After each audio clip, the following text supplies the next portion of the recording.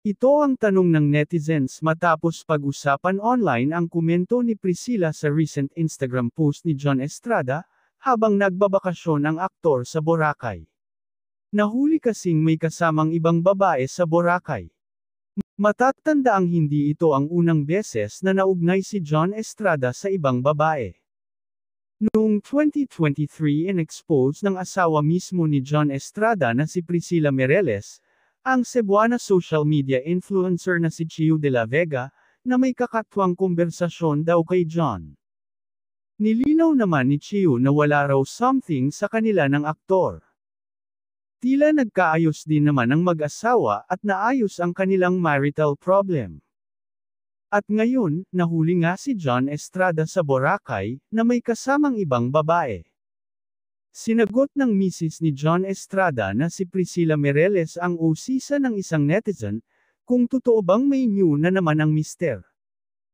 Usap-usapan kasi ang misis ng aktor, matapos nitong pangalanan at etag pa sa Instagram post ang umano'y kasamang babae ng mister sa Boracay. Nag-post kasi si John ng kanyang mga larawan, habang nakabakasyon sa isang resort sa Boracay. Makikitang sa mga larawan ay mag-isa lamang ang aktor at walang kasama, maliban sa kumuha ng larawan sa kanya. What an awesome place! Henan Garden Boracay, mababasa sa caption ng post. Isang netizen naman ang pabirong nagtanong kung sino ang kasama niya sa Boracay, kung si Lena ba o si Marites.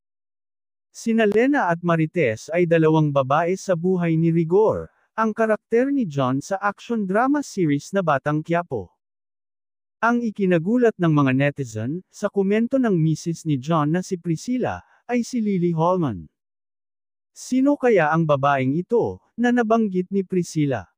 Dagdag pa ni Priscilla na lalong ikinaintriga ng mga netizen, looking very divorced Mr. Estrada at Lily Holman. Samantala, sa kanyang live, isang netizen ang nangurirat tungkol dito.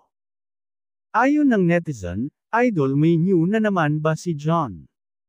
Grabe naman. Napakaganda mo na para maghanap pa ng iba. Binasa ito ni Priscilla at sinagot, hay naku po, ganun talaga ang buhay, wala naman Ganon talaga. Umani naman ito ng iba't ibang reaksyon at komento mula sa netizens. Sana you'll leave him.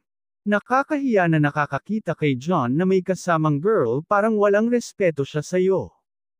Ganon talaga yung buhay. It's sad that a wife would just settle for this kind of marriage. I feel bad for Priscilla. John, on the other hand, is one typical example of a father who never should have become a father or a husband. The ironies of this life. Hanggang ngayon, ay nananatiling tahimik ang aktor na si John Estrada, tungkol sa isyung ito.